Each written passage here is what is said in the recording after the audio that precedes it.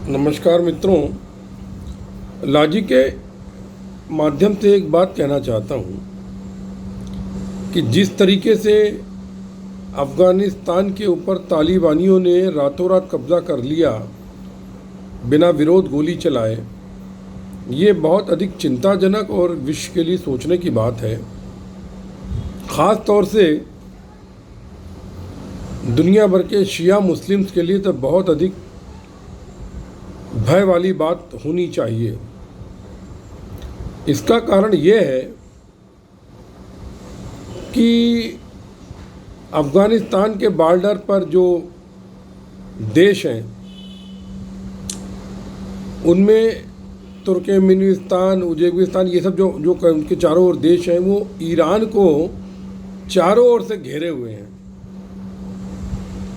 मतलब ईरान जहाँ पर शिया रहते हैं वो चारों ओर से अभी सुन्नियों से घिर गया है और मुस्लिम्स में शिया सुन्नी का विवाद तो पिछले 1000 साल से चला आ रहा है।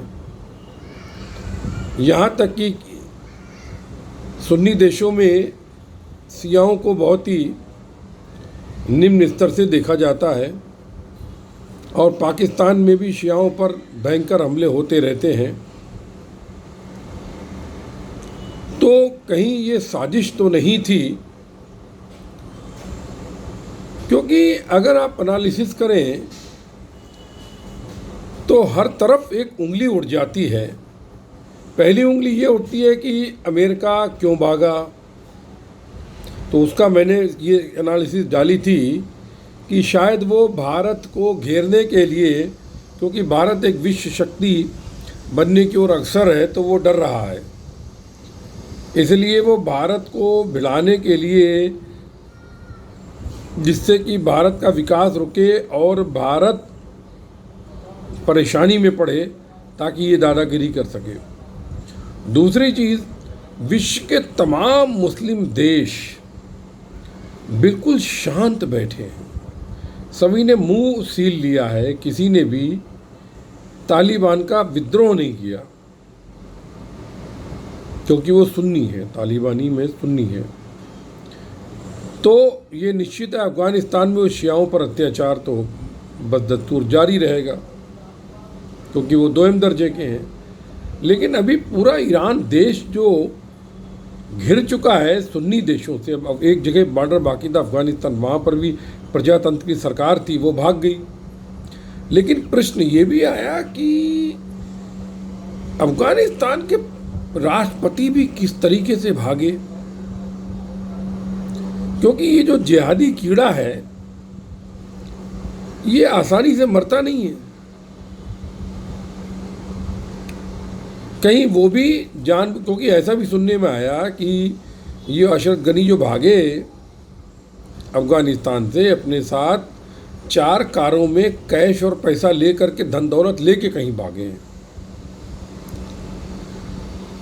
तो इनको रिश्वत तो नहीं दी गई, इनको पैसा तो नहीं दिया गया कि भाई तुम जिहाद के नाम पे, अल्लाह के नाम पर सुन्नियों का वर्चस्व स्थापित करने के लिए जो तुम्हारे सबसे पुराने प्रतिद्वंदी हैं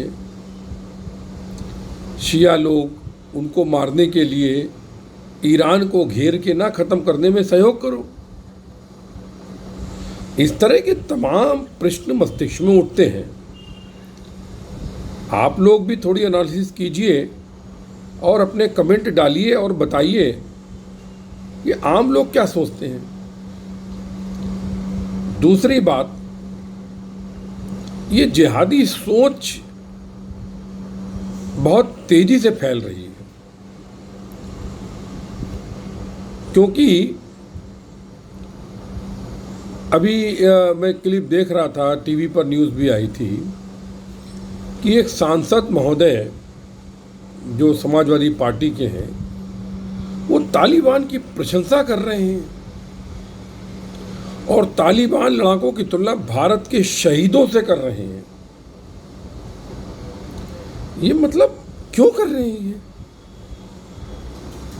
और वहीं ओवैसी भी अपने को सिद्ध कर रहा है कि हम तालिबानों के पुराने समर्थक इस 2013 की ट्वीट को रीट्वीट कर रहा है। मतलब ये एक तरीके से आम मुस्लिम, जिसका डीएनए तो पहले हिंदू का ही है, भारत का ही है, इसलिए उसके अंदर कारण काफ़ी अलग तरीके का व्यवहार है जो कि इन दानवों के साथ में है। भारत का हिंदू अच्छा है, उन लोगों से अच्छा है, क्योंकि मेरी पहचान में काफ़ी लोग हैं और इस तरीके की बात उनके मुंह से नहीं सुनी है। लेकिन ये मस्तिष्क में इस तरह के नेता लोग कीड़ा पैदा कर रहे हैं ताकि मुस्लिम का वोट और सही बात तो अगर ये है कि वास्तव में ऐसे लोग भारत के मुसलमानों की विश्वसनीयता पर प्रश्न चिन्ह खड़ा करते हैं, क्योंकि अगर इनको भारतीय मुसलमान ने विरोध नहीं किया तो क्या सिग्नल जाएगा समाज में, ये सोचने की बात है। और जिस तरीके से विश्व में चल रहा है, सब तरफ मुस्लिम आतंकवाद, मुस्लिम, और ये सही है। 1980 के बाद जब 14वीं सदी ख़त्म हो गई तो 90% से ऊपर आतंकवाद सिर्फ और सिर्फ मुस्लिम आतंकवाद हुआ है पूरे विश्व में।